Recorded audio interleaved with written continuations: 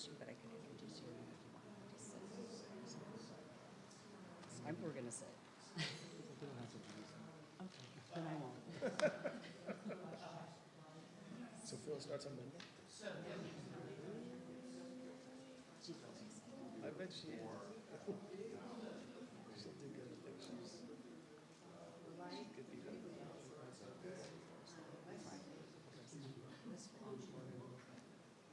The routine up there. Just kind of get that. Gotcha. So she's working with her. Sometimes when we do that, the city gets really pissy and we'll start pumping the brakes and throwing up all kinds of. Okay, they want us to get started, I think. You let me know when you're.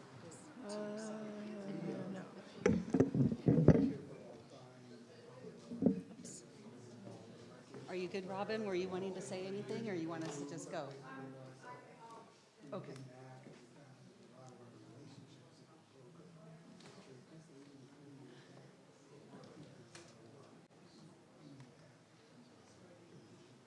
That's not a good spot for pictures, though. That's true. But that's okay. And, yeah. He's going to just stay there. He's going to stay there. Okay. Just me and Scott. Vicky and Scott. Okay. I'll introduce him.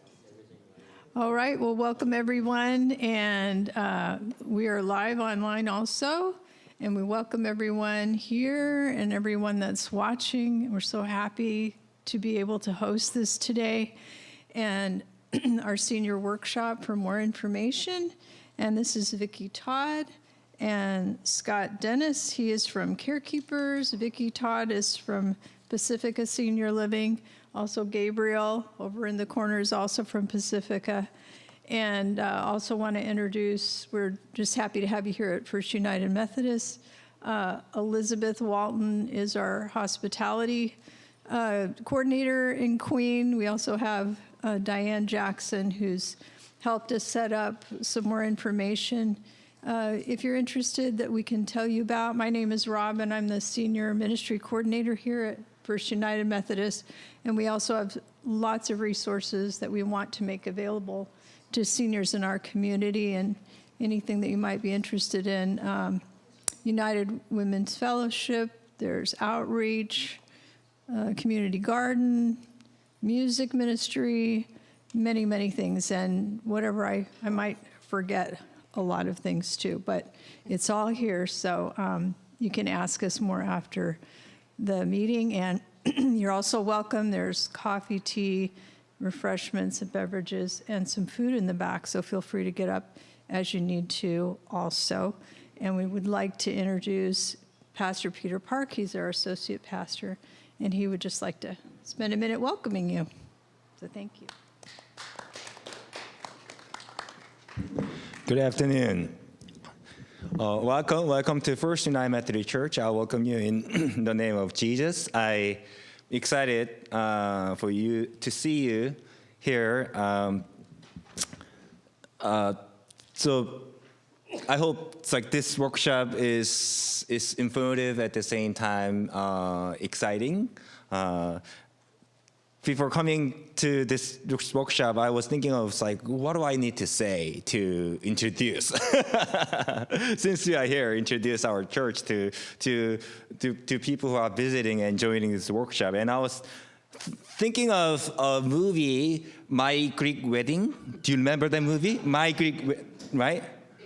A big fat, that wedding. And in that reception, the father of the bride, he said, there are two kinds of people. One is Greek. The other is those who want to be Greek. And I think there are two kinds of churches. One kind is good churches. And the other kind is great churches. And I think FUMC is a great church. So I hope you enjoy this time here at FUMC. And like Robin said, we have information out there at the booths. And I, myself, and Elizabeth and Robin's like FUMC people will happy to talk to you and share our ministries and in our activities. So hope you enjoy this time. And I want to appreciate Pacifica and carekeepers for coming and sharing and giving this wonderful presentation. So thank you. Does this come off? Yeah. Make it easier. I'd like to sit. Let's keep it casual. So today, Scott and I are here, not necessarily to talk about our personal companies that we work for, but we collectively have been in the senior care world for probably 45 years between the two of us and our experience. So today we were just going to give an overview of options that people should maybe start thinking about if they need to consider in-home care. Scott's company also has a medical transportation company. He'll chat about that. And then senior living in general. So I'm going to turn it over to Scott, and he'll talk for a little bit. Feel free to answer questions, take notes, because your questions may be answered during the presentation, but then after his, we'll do a question and answer, and then after mine, we'll do question and answer. So keep it going, Scott. All right, hello. My name is Scott Dennis. I have been providing care in Sonoma and Marin County since 1994, so over 30 years now. I got into this because my mom had Alzheimer's. I was actually a deputy sheriff up in Placer County. My mom got diagnosed with Alzheimer's in Wisconsin. Quick story, brought my mom here to Sonoma County with my sister and her two boys who were very young. She asked if I could come for 6 months to help out and get my mom settled, and I've been here ever since. I love what I do. Let me start off with that. I love what I do. I love working with people. When I was a deputy, what I liked was helping people. What I've learned is it doesn't matter in what capacity I'm helping someone. As long as I'm helping, I'm happy. So with that said, I'm going to get into what we do. I'm going to kind of read from my thing here because my memory's also going. When they say that Alzheimer's isn't contagious, they're full of it because I'm telling you. Okay, so my agency, really quick, I'm non-medical. So for the first 10 years, I had an employee-based agency. I had caregivers that actually worked for my company. Back in 2000, I switched over to independent contractor model. So I've been doing that for the last 20 years. So when we talk about the 45 years, I carry 30 of that. She's young. What I provide is non-medical home care, caregiving. We also have a transport van, so I can do wheelchair transports. And then I also have just recently gotten into the medical alert pendants. Carekeepers is actually a newer company, per se. My partner is Gary Tennyson, who owns Life West Ambulance. And I've known him for over 20 years. And he kept coming to me saying, hey, we should work together. And I kept saying, no, I'm okay. And then about 1.5 years, 2 years ago, he made me an offer I could not refuse. So we are now partnered up doing that. And that's where I got the wheelchair van, and I got the medical alert pendants because I have more support in the backside. Going on to the next page. The different types of home care. So there's 3 basic types of home care.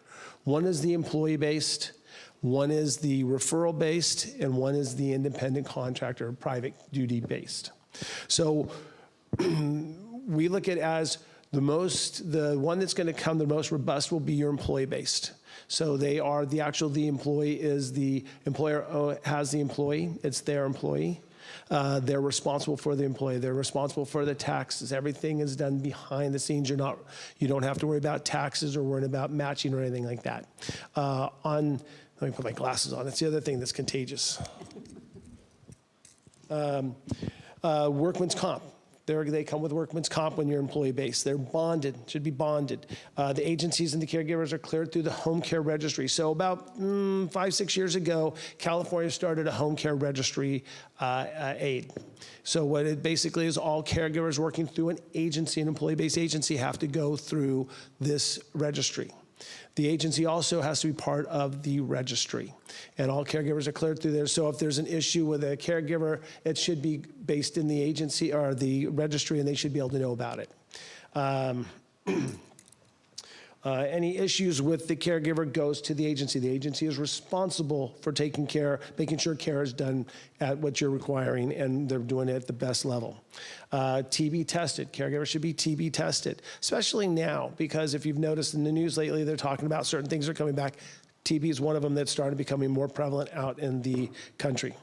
And then also 24-hour on-call, which is really important because the one thing I've always said, whenever a new agency would come in, I would always meet with them, take them to lunch, and I'd always say, you know what, here are the things, basic things you need to know. Home care isn't Monday through Friday, 8 to 5. Home care is 7 days a week, and most of the times it's after hours is when things happen. So there should be an on-call. And what I always tell people, see where the rubber hits the road. You know, call them after hours and find out if you get a person or if you get pushed off until Monday. That's the best way to figure out if there's going to be an agency that's worth working with, because problems don't start and end at 5 o'clock. It's usually 7 o'clock at night. It's 9 o'clock. It's 1 in the morning. So they should be able to respond accordingly. I live with my phone. When my wife married me, she married me and my phone, and she knows that. Referral-based agencies. So referral-based agencies are a little bit of a harder area to be in because there's no real strict rules for referral-based. It's based on the agency and how much they really want to put in to their company to make sure that the client is taken care of, and the caregiver. So with the caregiver, with the referral-based agency, caregiver is not the employee of the agency. If a company says that they are, that's not a referral agency.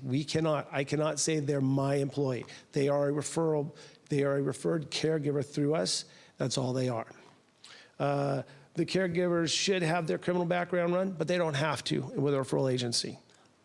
Caregivers may be cleared through this California Home Care Aid Registry and may not. May or not be bonded. No workman's comp. May or may not have liability insurance. May or may not be TB tested. They should have a third-party billing company handling the billing. They should not have any hands-on with the finances at all. And the caregivers should first contact when you're talking about a referral agency, the family or the responsible party for the client is the person the caregiver should be going to regarding any issues, which they can then bring it to the agency and the agency can deal with it. But they should be going to the family first and then the agency second. With private duty, it's up to the person hiring the caregiver to make sure they do their due diligence. And this is where I caution people. There's a lot of great private caregivers out there. But when you don't have anybody else involved, this is also a place that can get you in a little bit of trouble. So you want to make sure, one, when you're hiring caregivers, private caregivers, you should always discuss it with your accountant. If you don't have an accountant, get some kind of financial advice, and also with your lawyer, and also with your homeowner's insurance, because the insurance is probably the most important thing. And even when you're working with a referral agency, you should also talk to actually with any care you're bringing onto your property, you should always talk to your home care, to your insurance company, and let them know what you're bringing on just to cover you.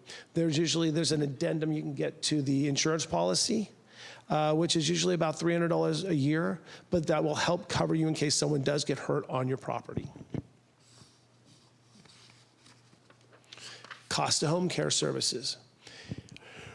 Unfortunately, things have changed in the last several years with care, and costs have gone up.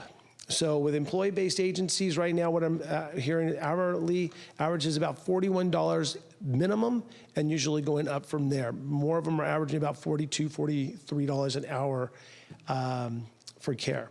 And most agencies right now, getting caregivers to do anything less than 4 hours is really hard. Caregivers, between the COVID and then when they had the rates change back in 2019-20, caregivers realized they had the agencies kind of over a barrel and that they were more important to us than we were now to them.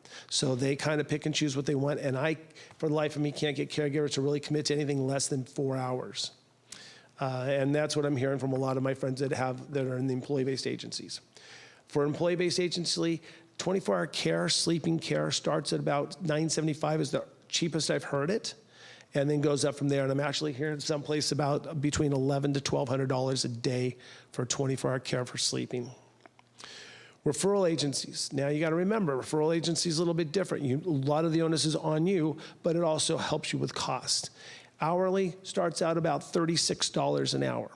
Again, 4 hours probably is the minimum. Anybody that tells you they can do less than 4 hours, 1, 2, 3 hours, you're going to probably have a turnaround of caregivers. It's really hard. And if I could do it, trust me, I would.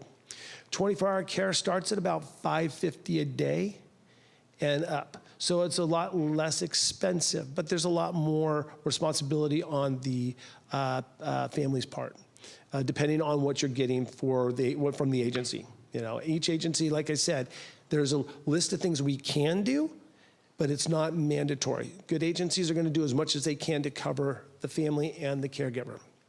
And then for private duty, that's kind of its own little thing now. With private duty, what I always tell people is make sure when you're talking to a private caregiver that you're covering, because it always sounds great. When the agency comes in, the employee base comes in and says, oh, we're $1,200 a day, and then the private comes in and says, I can do it for $300 a day. There are certain things you want to make sure you're hitting, because the government is tightening things up. Where it used to be the government really didn't go after the family, that's changing now. So what you want to do is make sure that you're hitting minimum wage. Whatever city you live in, each city has its own different minimum wages. So you want to hit minimum wage for the first 8 to 9 hours. And if you're going over 9 hours, you want to make sure that you're getting time and a half. And then anything over that, again, go back to your accountant and make sure that you're doing what you can to protect yourself and that the caregiver is making what they should be getting.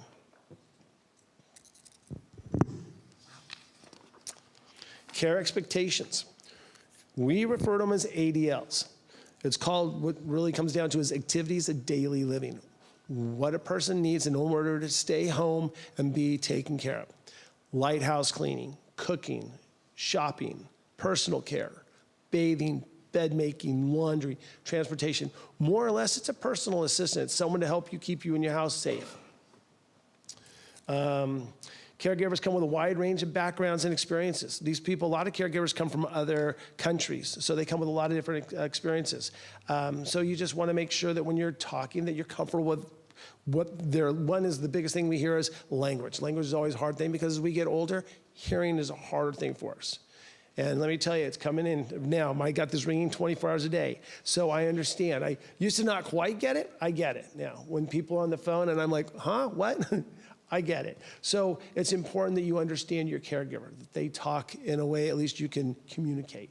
It gets real frustrating, especially when someone has dementia, to have someone that has a really thick accent.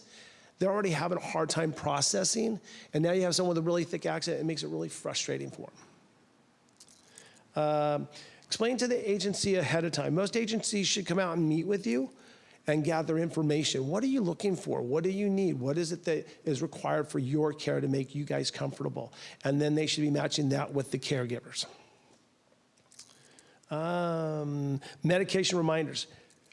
Non-medical home care is not allowed to prescribe or dispense medication other than from a Mediset. Craziest rule in the world, I still don't get it. I can't open up a pill jar that says Mary Jones twice a day with meal. But I can't open up a Mediset, which I have no idea if anybody's touched it, and I can pour it into the home with whatever's in it. But that's what the law states. So we can only do from Medisets. We cannot refill, caregivers cannot refill a Mediset. Family can do it, medical trained people can do it, but caregiver cannot reset Medisets.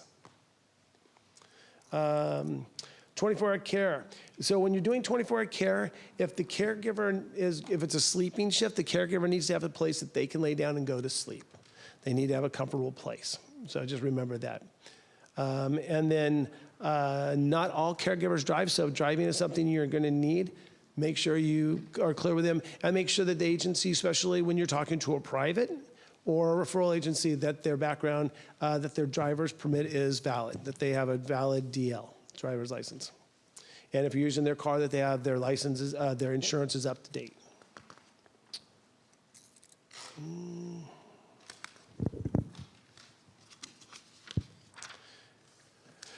Here's the ex-deputy in me. How do you protect yourself? Because you got people coming to your house you've never met before. They're not family, you don't know them, they don't know you. Most caregivers are wonderful. Actually, when they talk about a lot of the crimes against elderly now, it's not usually by a caregiver, it's usually more by a family member, but that doesn't mean that caregivers can't pull something. I've had a bigger agency, used to be through the whole Bay Area. I've worked probably more than 10,000 caregivers through my 30 years. I can say within my 10 years, I've had 5 caregivers go south on me where they actually did something that I was very disappointed by. They broke the law. The nice thing about Sonoma County is if you break the law, if you do anything against an elder, it's automatically enhanced up to a felony, which I love because it should be. But how do we protect ourselves? One is, if you're gonna have someone in your house, anything that's small, like your wedding ring, if you're not wearing it, put it away. Put it someplace they don't belong. If there's a room they're not going into, there's no reason to, you tell them that room's off limits. Put anything you don't want to possibly ever walk away in another room. I'll tell you this, as a deputy, if something was stolen from you, let's say you realize, oh my God, my wedding ring is missing. I come out to do a report on it. I'm gonna sit there and say, who's been in your house since last time you saw it? As soon as you tell me one other name other than the caregiver, there's not much I can do because it's your word against their word. Unless you have a camera, you saw them take it, we caught them selling it or something, it's pretty hard to prove. But what you can do if that does happen, you still want to have a report done because you want to start a paper trail on it because you might not have been the first person. You could have been the second or third person. They already have a paper trail and all of a sudden they start going through the database and they go, wait a minute, this name's come up several times. Then you got a problem, or they got a problem, the caregiver has a problem. But does it happen a lot? No. Let's see. If you're not happy with the caregiver, let the caregiver or the agency know. We are a guest in your home, so you need to be happy with the care. And if you're not happy for whatever reason, it doesn't matter. You wanted purple hair and I sent someone with green hair, it doesn't matter. We need to make sure you're happy. The main things I always hear is caregivers being late or on their cell phone. Their cell phone is also their work phone. They're always fishing for a bigger client. They take that 4-hour job, they'll do it, but they're always looking for a bigger client. Most caregivers will work through 3, 4, 5 different agencies. They always have their hook in the water.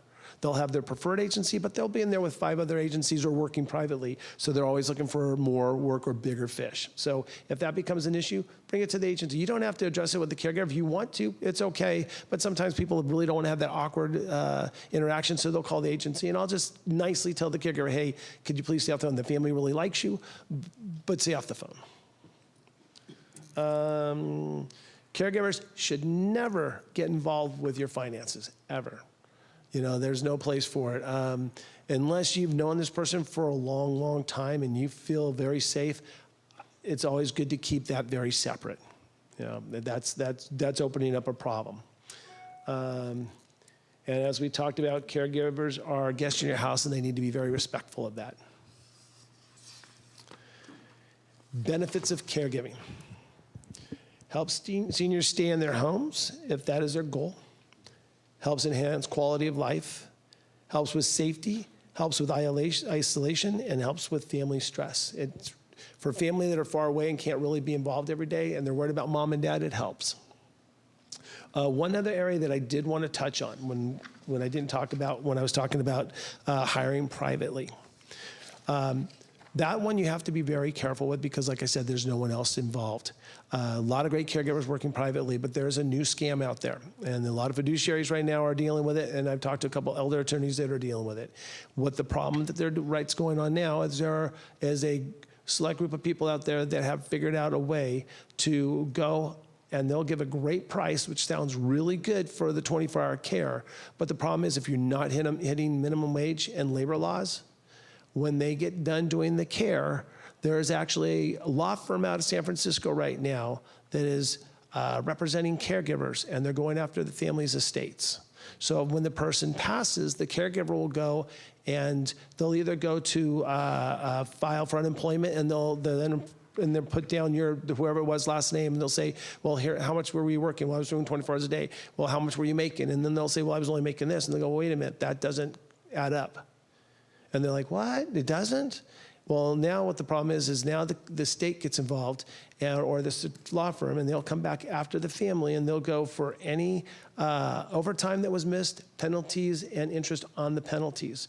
One of my friends who's an elder lawyer right now, she has a $1.2 million lawsuit she's fighting, and she says, I'm not going to win. I'm mitigating damages.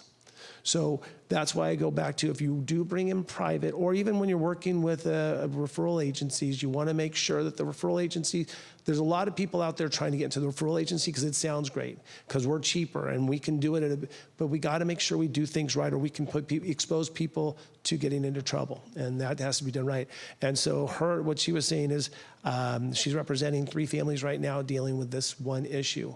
So you want to be careful. And I wanted to say something today, I almost forgot. I was going to go back and say it earlier, but I want to make that, because that's become a big thing. The fiduciaries are talking about it. The elder lawyers are talking about it. And I just want to make sure everybody's safe. And again, not that everybody's doing it. It's not a lot of numbers out there, but all it takes is one, and all it takes is you to be the victim. And that's really just bad. And that's why I say, if you're going to bring in private, make sure you talk to professionals about what you're bringing in, who you're bringing in, and you make sure you're covering everything, got all your bases covered. And I think that's it for me. Any questions and answer? Any questions for Yes, Scott? ma'am. How much does the 24-hour care vary in price across the country, do you know? I don't know. I know California is very expensive. Actually, I know that Arizona right now, so for us, our caregivers make someplace between, it's going up, someplace between $24 to $26 an hour. I know in Arizona, caregivers are making someplace between $17 to $19 an hour. So I do know Arizona rates, and I know Nevada is a little bit more than Arizona, but much less than California. California is very expensive. So the $1,200 a day figures out how? In which way? I'm sorry. 24-hour.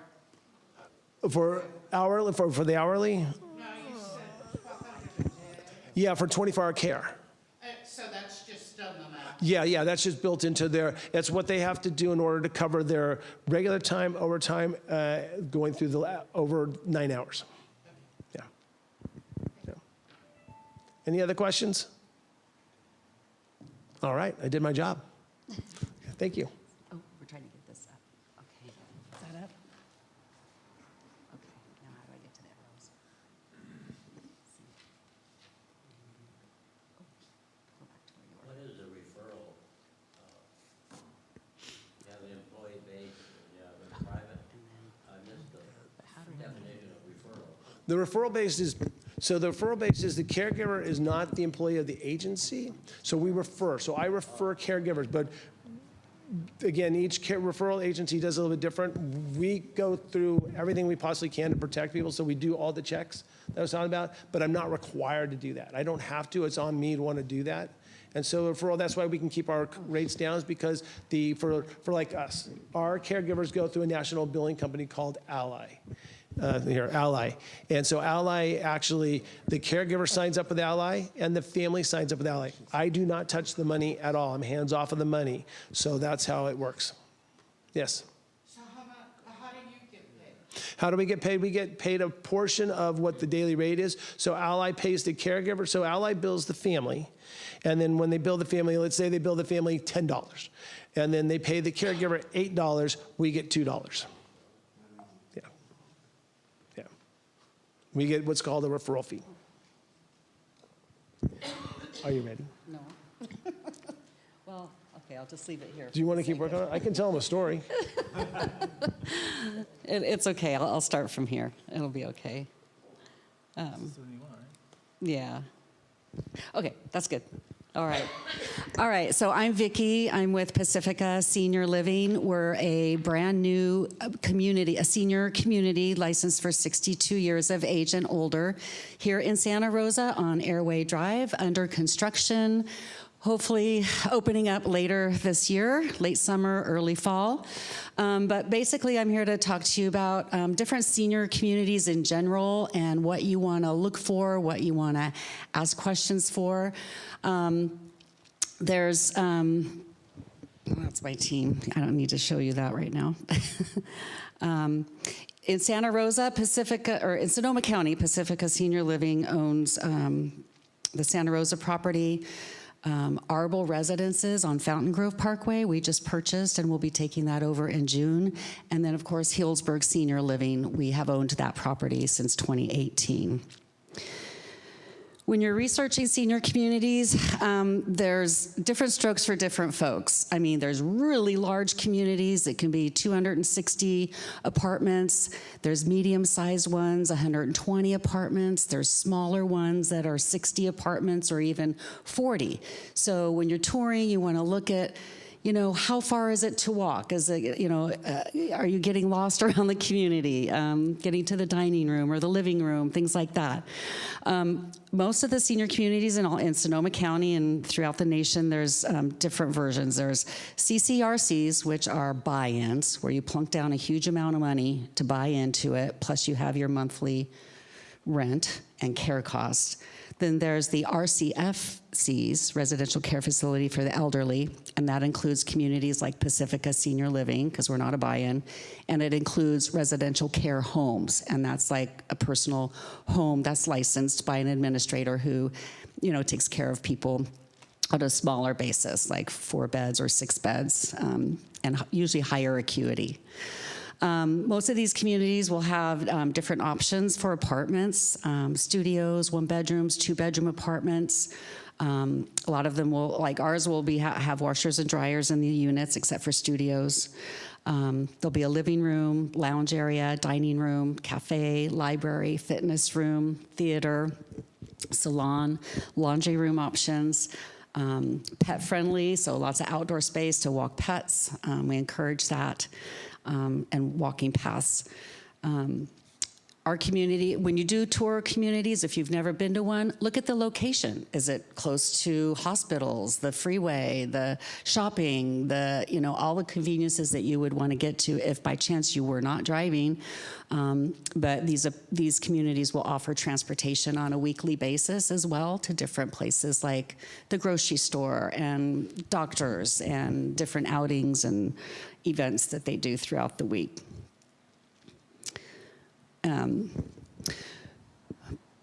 These communities are usually, they charge what's called a one-time community fee. Typically, it could be anywhere from 1 month's full rent. You know, let's say it's $4,000 for your apartment, then the one-time community fee would be $4,000. A lot of communities will offer incentives if they're not at full capacity, so they might get a reduced community fee, like half or really low like us. We're not even open yet, so we're gonna offer, you know, $17.50 for our first-time community fee, fully refundable. So ask those kinds of questions. What's involved with that and what do you get for that? Base rates can range from $3,500 a month to $7,500 a month based on the size of the apartment. And then there's care fees in addition to that if somebody does need help with dressing or showers or escorts in a wheelchair or medication management. These monthly rents on the base rates will include everything, usually as far as utilities go, Wi-Fi, housekeeping, laundry, activities, transportation, maintenance of your apartment. You don't have to buy light bulbs, they do it for you. You know, if there's something wrong with the plumbing, they take care of it for you.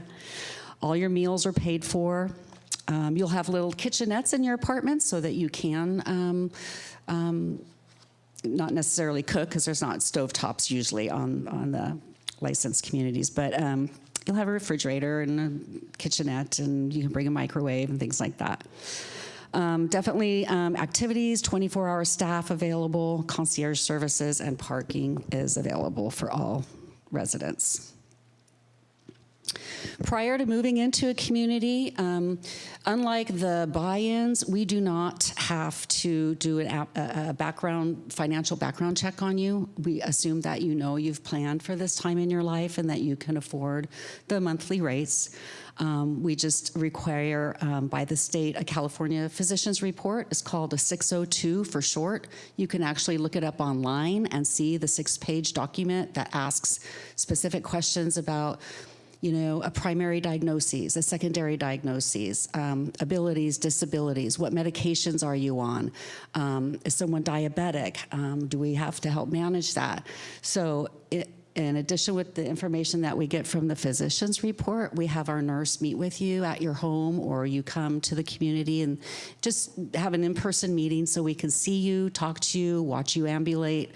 If you need assistance, we make note of that. They make a personal care plan, and then that's how they determine the care fees. So it's really hard to quote care fees on the phone with somebody or when we first meet them for a tour, because it's really an in-depth process to get that personalized care nailed down specifically for you.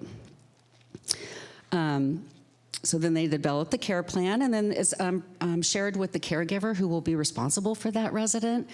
Several times a day, that caregiver will be going in, checking in on the resident, making sure they're okay, bringing their medications, escorting to the dining room if need be, if they're in a wheelchair. Then there'll just be a lease signing, a rental agreement to sign. Again, it's usually month-to-month rent, but you're signing a year lease, meaning they can't raise your rent on you for at least 1 year. And typically, there will be an annual rate increase, and it's according to market value, what's going on in the economy. But today, it's anywhere from 8% to 10%, depending on the community. So you can plan on that when you're checking out your finances. Then we confirm a move-in day. We help you get all settled in your apartment and introduce you to the new residents. And there's usually a resident welcoming committee. So when people are nervous and they're scared to move into community that they don't know anybody. And hopefully before that, when they've done their tours or they've come in to sample a meal, what we like to do at our properties is introduce them to somebody from the welcoming committee so that they have a chance to ask questions and get to know those people that could possibly be their neighbors.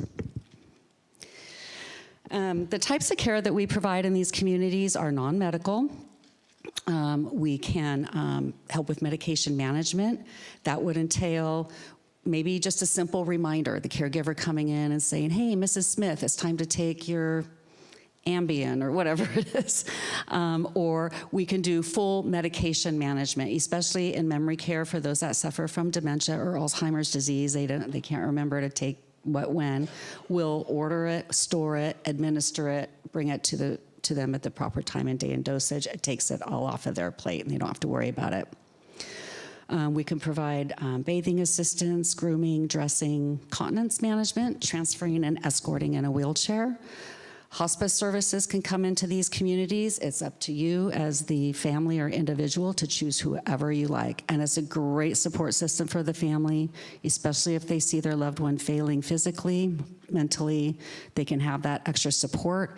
And Medicare pays for a lot of hospice care as far as durable medical equipment, hospital beds, commodes, medications, and that takes that expense off your plate as well. Options on how to pay for this type of living. Well, most people have some savings in their accounts that they've planned for this, so private pay. A lot of people have started a long-term care insurance probably, maybe years ago through Prudential or CalPERS, or there's all different kinds out there. Veterans benefits, so whether you could be the veteran yourself or a surviving spouse of a veteran, there's different dollar amounts for either in either case, but it's quite substantial. If somebody has served in a war and honorable discharge, then they get those benefits, and that's really a help to paying for this cost of care. Sometimes family pitches in money and helps pay. Sometimes if there's a husband and wife, and let's say the husband's going to stay home, but the wife needs memory care, he can't afford 24-hour in-home care to care for her, she'll move to a community. He can take out a reverse mortgage, stay in his home, help pay for the care for her. And then a lot of people will, of course, plan to sell their home, or they can rent out their home. Just in Sonoma County, you know what the rents are and what people can get. It helps really to pay for that monthly bill. Medicare will not pay for this type of living. Hopefully someday it will.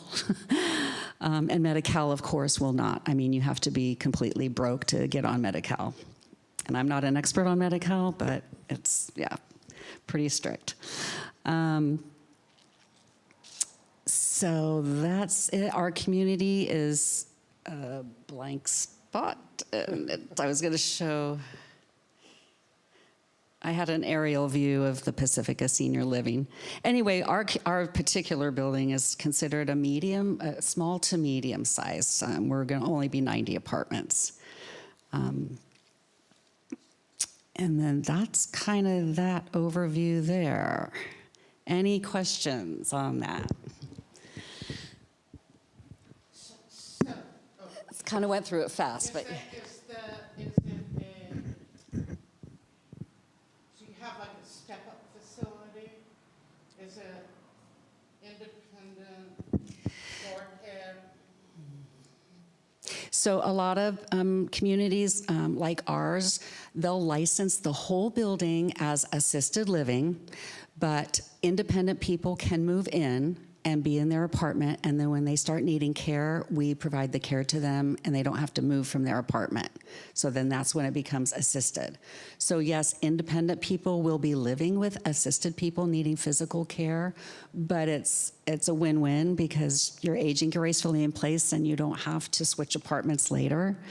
The memory care is, yeah, and then that's also licensed for assisted living. But there's communities, let's say like Solstice here in Santa Rosa. They are 100% independent living. You don't have to fill out a 602 physician's form to move in there. But if something happened and you start needing care, you got to move out. Or you got to hire home care to help you in your apartment in an independent living. So I always ask people, depending on your age and your situation, what's going on in life, does it make sense to start in a completely independent and then have to move again? Or should you just go and be under the licensure of when you do need the help? Yeah. I'm just curious if you reach a point where you know you can't take care of yourself at home and you need to move to someplace like that. Is there someone who can facilitate you selling your house?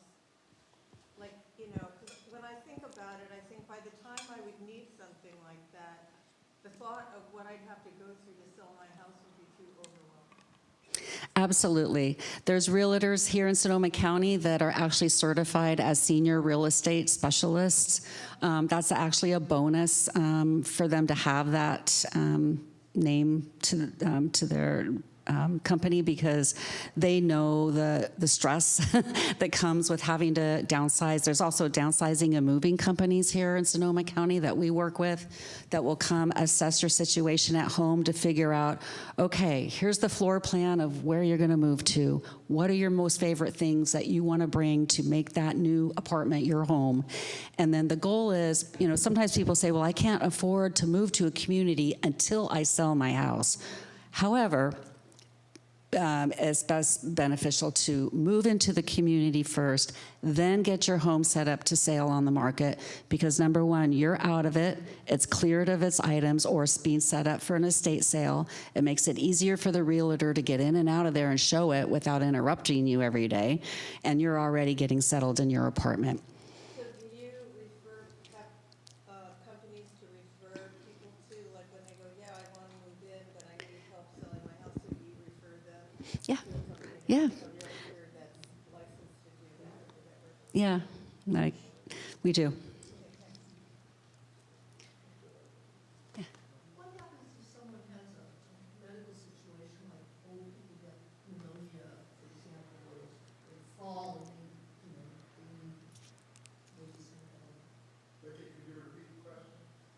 So like if they need more skilled nursing, would they have to go to skilled nursing? So, right. So for instance, with our company, since we just bought Arbel, they have a skilled nursing center right there, and it's just right across the highway. So typically when somebody goes to skilled nursing, it's for short-term rehab only. They're recouping from pneumonia. They fell and broke a hip. They are suffering from a UTI. All kinds of different scenarios can bring somebody to skilled nursing. So they're getting their physical therapy, speech therapy, you know, all of those get better, and then they come back to their apartment. So you don't have to be in a CCRC that has a skilled nursing to get those benefits, because Medicare pays for that no matter what. So.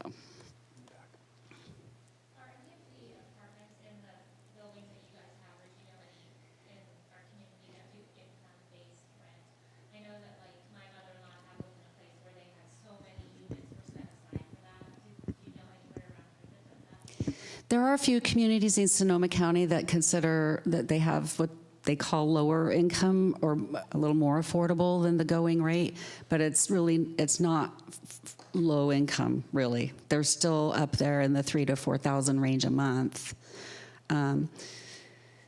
The residential board and care homes are they're actually getting more now too, but they can be a little bit more affordable, but again, it's in a much smaller home environment. That would be for somebody who maybe would not benefit from being in a community that has activities and, a lot going on, somebody who's more sedentary. And a lot of times, if you want to do something like that, you got to get on a waiting list. That's what happened, and we were told the waiting list hadn't moved Yeah. anywhere, so. There's Yeah, I think like Villa Capri has a few that they set aside for lower income and maybe, So Brookdale Windsor does have some, they call them BLI apartments. BLI. Sponsored by the county. But really, it's kind of misleading, the entire program, actually. Because it's not really a low-income situation.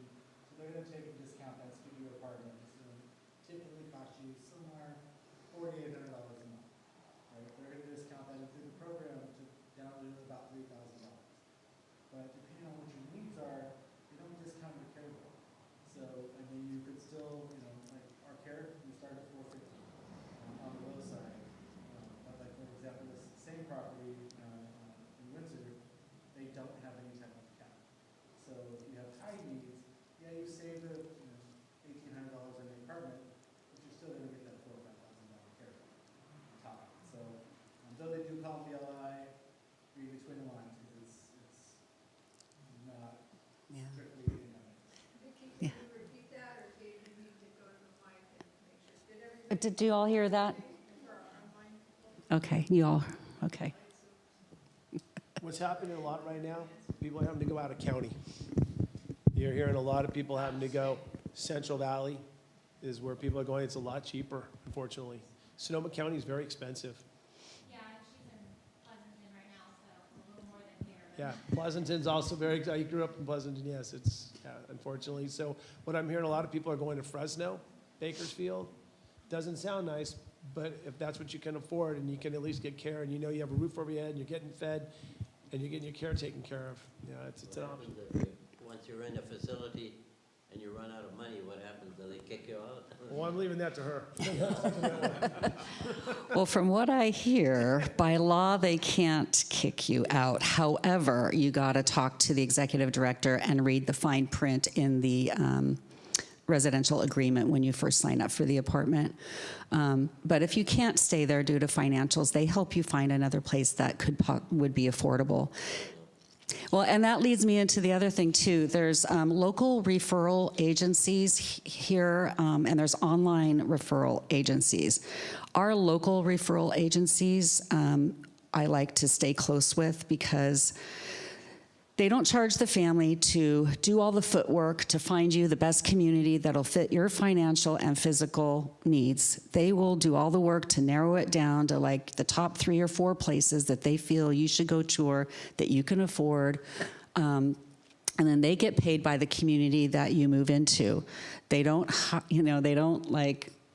they're not prejudiced towards certain communities. It doesn't matter to them. They just want to find the right fit. If you try to go through an agency online like A Place for Mom or Caring.com, they blast it out to every community in the frickin' state. And whether they've seen our property or not, it doesn't matter. So all the communities are getting that same lead at the same time, and you're going to get a bazillion phone calls of salespeople calling you, trying to tell you about their community. So just be a little careful about that. The problem with that, which she's not mentioned, is once that, let's say you go to Place for Mom. Place for Mom is shotgun. They're going to send it out 50 miles wide to everybody out there. Whoever sends that name out, so let's say she's looking for a place for her mom, and she calls Place for Mom, and she says, Mary, and as soon as you sign up, give them the name, they're going to send it out there. Well, the community, as soon as they get that name from Place for Mom, whether Place for Mom does the work or not, or let's say you send it to Place for Mom, but then you ended up going with Jeff Cave, and he ends up, local guy does it, and he does all the work for you. The fact that Place for Mom already sent that name to that community, Place for Mom gets the referral fee, not the guy who did the work. Yeah. And the thing about it is you have a lot of really good referral placement agencies here in town who actually know all the places, and they go to all the buildings, and they know all the owners, and they know all the good ones, they know the bad ones. And so like Vicki was saying, when you meet with them, they're going to get your information. They don't charge you. The building that the community they end up going into will be charged.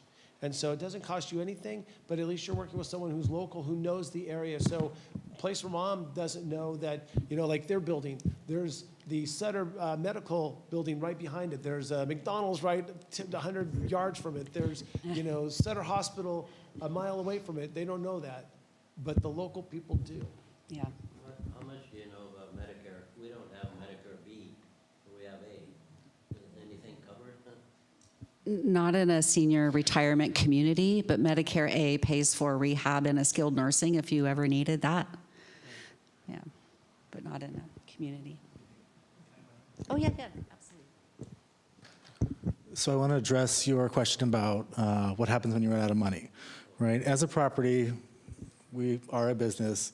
There are means to recover those funds. But that is actually the biggest difference between a true independent living property and a licensed assisted living, right? So, licensed buildings are, we're governed by the state and the county. We're held accountable by the licensing board, right? So if you have some sort of issue, I'm kind of taking this beyond the finances now, any type of problem that you're not happy about, you feel like your needs aren't being met, you have the ombudsman to file your complaint with, who will then send their licensing team to do an inspection, an investigation, and kind of find out what's going on. You have somebody outside of the building in your corner in that case. When you go truly independent living, it's not a licensed building. So it's really the same as if you go rent an apartment somewhere. We just provide the extra amenities with it. We just do the meals for you. Your utilities are included, but you don't have the support from the state as well. That's a good point. Thanks, Gabriel. Yeah. In my experience, there's a really high turnover. It seems like the most profitable part of these assisted and independent living places is selling them to the next company. How does that affect your expectations from when you moved in? Say you go from Sunrise to Pacific. And that's a good question, and we don't have a crystal ball, but it's like sometimes companies do tend to sell or merge or whatever the case may be, and sometimes we're not. So they could just change the rules on you with this. Yeah. And that's a lot of times what I find is usually the communities that are co-managed, like that have investors as well as the management company. And those investment companies are the ones that they're for profit, and they buy and they sell and they buy and they sell. Pacifica Senior Living is family owned and operated. We don't have co-investors. We're not traded on the stock market. They do not only senior care, but they do hotels, and they have multifamily apartments throughout the nation. But they're not in it for that co-investor part. So I guess, yes, you can ask the communities that you're touring if they foresee anything coming about, but it's really a moot point. You never know what's going to happen. But any other questions? Well, thank you everybody so much for coming, and I hope you gained some information that maybe you didn't know about, and feel free to chat with us here or take home there's information in the back too if you want just general information.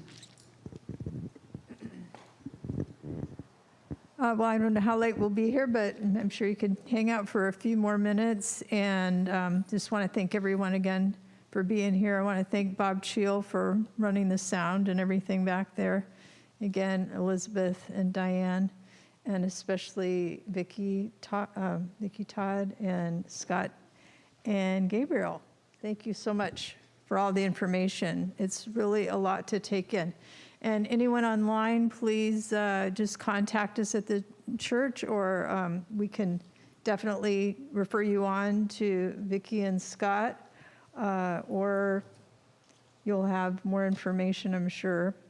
Pacifica's, I'm sure you can find it online otherwise, but you can contact us and we'll refer you on. So thanks again, Pastor Peter, too. And if you think of anything after this, we literally talk about this for a living, so feel free to call us. That's right. If you think of anything else, we'll refer you on. And the other thing I'm going to also say really quick is we've been doing this for a long time, 30 years. If I don't know it, I probably do know somebody who does know it. So if you have a question in the senior realm, I can probably lead you in a direction or give you the information. So please don't hesitate to ask. You can, again, my business cards are back there. You can call me anytime. Even if you're not going to use my company and you're looking at doing care and you want to just ask me questions about what you should be looking for, my feelings are never hurt.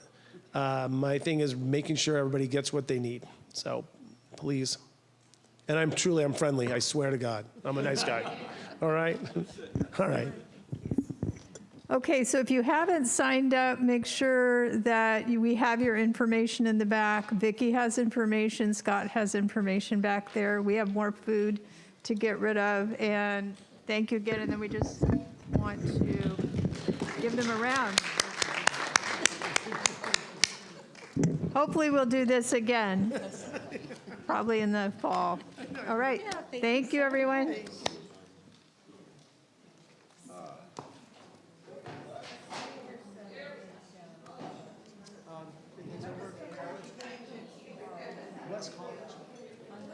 West College is the fitness center. So if you think, there was a outfit. Yeah, the old one used to be on the other side of Highway 12 right there, and they closed it down. Actually, I think they're. So is it open every day? Kind of assess your problems and what have you, and say, When you go there, so it's afford, So a local. and they try and fit you to. Yes. So one of my favorites here in Sonoma County is called Tweetin Elder Care. Like a bird goes tweet, tweet. Tweetin. Tweetin. You can look her up online. Elder Care. And her name is Eloise. She's great. I've known her for 20 years. She knows all the communities, the situations, the local ones, the out-of-town ones, and she will steer you in the right direction. She's got a great team. And there's other ones too. I'll write them down if you want to talk to somebody else. Parent Placement Solutions. So, you guys are already in Sonoma County, or? Our community is being built on Airway Drive by Kohl's Department Store. Do you know where that is? By the Sutter Medical Center in Santa Rosa? Where are you from? Santa Rosa. Oh, you are. We're off of Hopper and Airway Drive on the west side of town. Yeah.